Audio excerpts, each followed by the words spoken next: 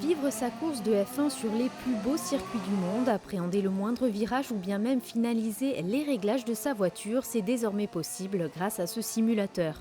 Le concept est né il y a quelques mois en principauté et il s'adresse uniquement aux pilotes professionnels ou éventuellement aux gentlemen drivers.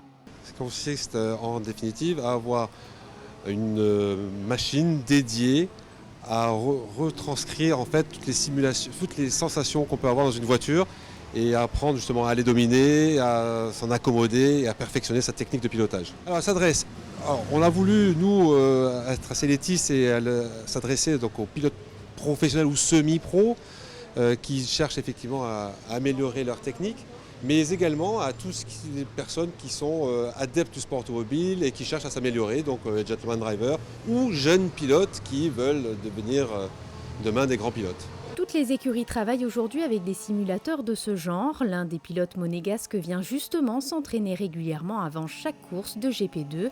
Comportement, tracé précis du circuit, à coup du passage des rapports ou sonorités du moteur, le réalisme est tel que le pilote a de réelles sensations. Le pilotage est le même, c'est exactement pareil. Après, la seule différence, c'est que là, on est arrêté, on ne bouge pas.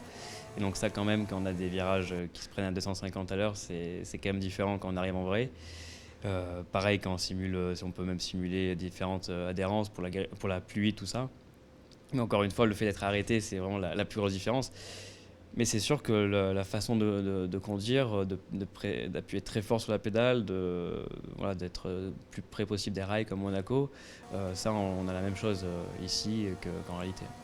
On est encore limite plus vidé physiquement parce que le volant on l'a fait exprès un peu plus dur, comme ça quand on arrive en vrai c'est plus facile.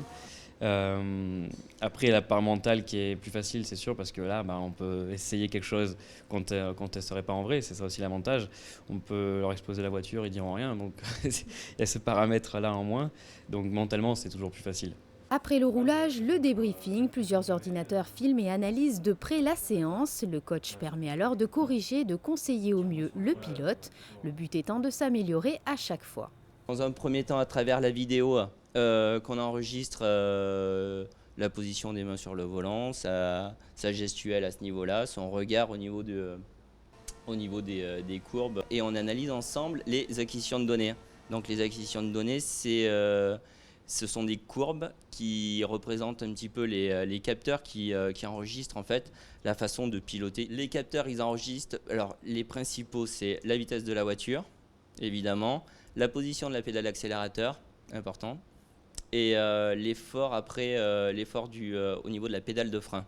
On va dire c'est les trois principaux capteurs qui permettent de analyser et de pouvoir comparer, parce que c'est souvent un travail où on compare ses courbes et sa façon de conduire.